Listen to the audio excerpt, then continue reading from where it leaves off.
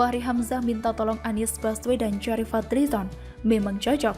Yang satu bebal, yang satu dungu. Ditulis oleh tim redaksi jurnal dari berbagai sumber. Menurut saya ini adalah sebuah ironi gitu ya. Pada Gubernur Anies Baswedan diperlakukan lain. Ini adalah sebuah sikap yang diskriminatif menurut saya. Adalah Gubernur DKI, kita harus jujur. Dialah yang pertama kali sehingga kita mengenal istilah PSBB, ya kan? Halo, berjumpa kembali di channel Redaksi Jurnal.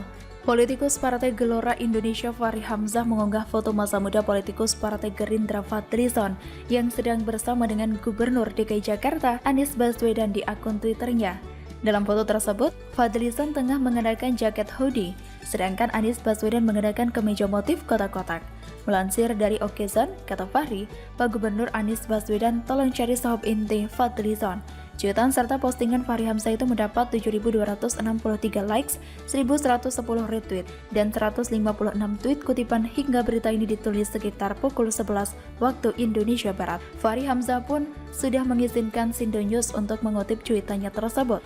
Diketahui anggota DPR RI fraksi Partai Gerindra Fadlizon mendapatkan teguran dari partainya karena menyindir Presiden Joko Widodo belum meninjau banjir di Sintang, Kalimantan Barat. Teguran itu dari Ketua Umum Partai Gerindra Prabowo Subianto melalui Sekretaris Jenderal Ahmad Muzani. Fadlizon dikenal sering mengkritik pemerintah. Sedangkan Ketua Umum Partai Gerindra Prabowo Subianto saat ini berada di dalam pemerintahan, menjabat Menteri Pertahanan. Sementara itu, sejak mendapat teguran, Fadlizon puasa melontarkan cuitan di Twitter hingga kini. Jujur saja, kita tidak tahu kapan Fadlizon akan aktif lagi di media sosial. Tapi memang lebih baik kalau dia tidak usah aktif lagi selamanya. Dia terlalu bising tidak jelas, bikin ribut dunia media sosial dengan kritikan sok pintar padahal banyak kontroversi. Setidaknya lebih damai kalau tidak ada orang ini. Jika disandingkan dengan Anies memang cocok nih si Fadli. Soalnya kan yang satu seolah-olah lepas tangan soal banjir, dan yang satu nyinyir pemerintah soal banjir. Yang juga dipikir gak masuk akal gitu. Sudah seharusnya kan pemimpin negara meninjau banjir, tapi kenapa dinyinyirin?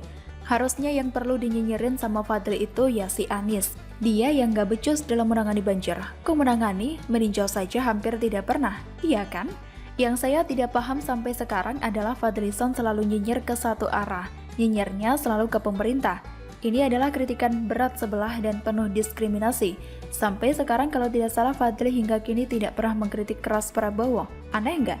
Masuk akal nggak kalau Fadli mengkritik Jokowi seolah terlalu banyak cacatnya, sedangkan dia tak pernah mengkritik Prabowo seolah terlalu sempurna tanpa celah. Ini nonsense.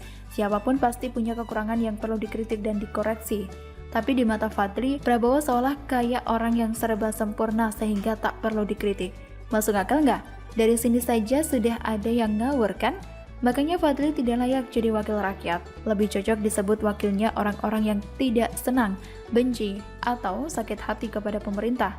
Kalau sudah berat sebelah dan tidak adil, ngapain jadi wakil rakyat? Makanya ada bagusnya juga dia diam, setidaknya berkurang satu orang yang tidak bermutu yang bikin semerawut dunia demokrasi.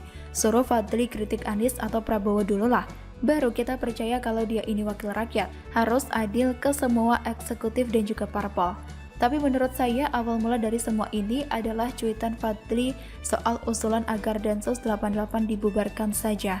Ini mungkin adalah pemicu fatal, dan ketika Fadli bikin cuitan lain entah apa, akhirnya Prabowo tak punya pilihan dengan selain harus bertindak. Kata yang sepandai-pandainya tupai melompat pasti akan terpleset dan jatuh. Fadlizon ini contohnya. Merasa berolah tidak ada yang bisa menegurnya. Akhirnya kena bantunya. Bagaimana kondisi sekarang ya? Siapa peduli?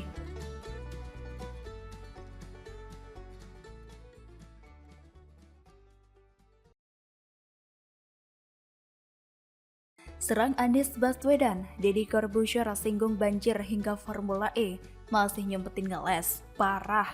Ditulis oleh tim redaksi jurnal dari berbagai sumber. Misalnya dikatain gubernur nggak bener, banjir nggak beres, Formula E nggak jalan, nggak apa-apa.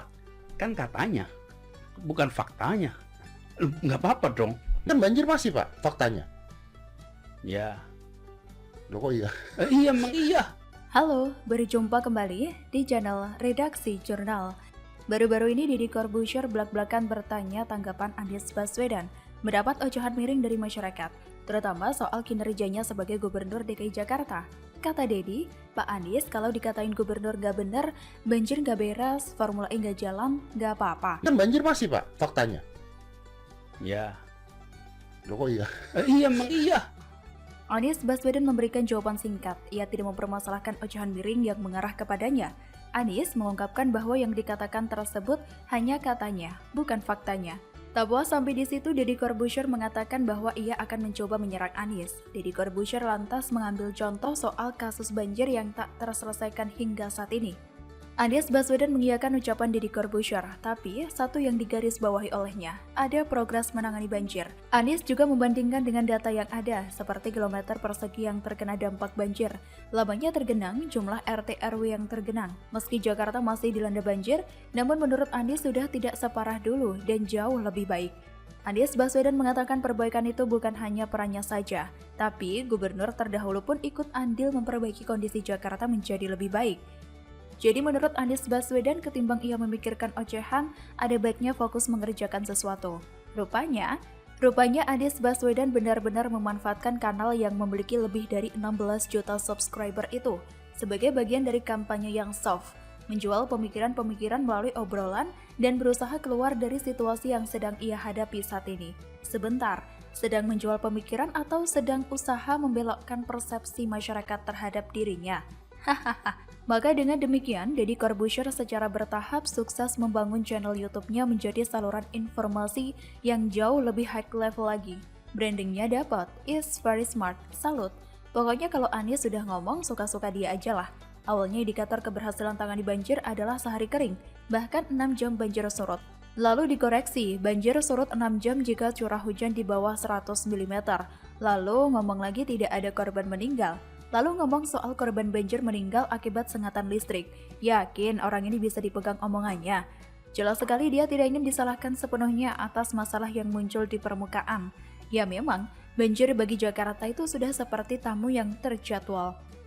Langganan hanya hari dan jam tepatnya saja yang tidak diketahui kepastiannya, tapi pasti datang. Seumpama bukan diakibatkan karena curah hujan yang tinggi di wilayahnya sendiri, dari Bogor juga selalu siap kirim. Yang penting di wilayah yang menjadi hulu sebagian sungai yang numpang lewat di Jakarta itu curah hujannya cukup tinggi. Akibatnya, banjir seperti sudah sebagai kewajaran bagi Jakarta ini, sebagaimana wajarnya usaha yang dilakukan terus-menerus demi untuk mengatasinya. Sayangnya, sampai saat ini tidak bisa memberi hasil sebagaimana yang diharapkan. Asa sempat muncul saat gubernur sebelumnya dengan tegas menormalisasi sungai besar yang biasa menjadi jalan air dari atas. Dengan volume yang melebihi kapasitasnya itu, proyek besar yang sudah berjalan setengahnya dan telah menunjukkan hasilnya, ternyata tidak mendapat tempat dari Pak Gubernur yang sekarang, hanya karena lidahnya sudah terpatri janji untuk tidak melakukan penggusuran. Bapak yang sekarang ini lebih memilih naturalisasi, padahal melihat kenyataan bahwa banjir di Jakarta sudah ada sejak dulu, yang ternyata bahwa usaha untuk mengatasinya juga sudah terencana sejak dulu. Gubernur sekarang harusnya tinggal melanjutkan, tidak perlu repot-repot mikir cara baru, tidak perlu bingung-bingung memilih istilah yang juga baru. Secara umum tempat yang lebih rendah itu adalah setu, danau, dan tentu saja laut. Sederhananya gubernur itu tinggal memperlancar jalan dan atau membuatkan jalan yang lebih bisa menampung agar air sesegera mungkin sampai ke tempat yang lebih rendah tadi. Tapi, terlebih dahulu setu dan danaunya harus disiapkan juga. Begitu. Atau jangan-jangan benar apa yang trending belakangan ini? Iya, karena dengan adanya TOA, buku panduan menghadapi banjir dan selalu memantau banjir walau dimanapun sedang berada. Bapak Gubernur itu sebenarnya memang adalah avatar si pengendali air. Bagaimana menurut Anda?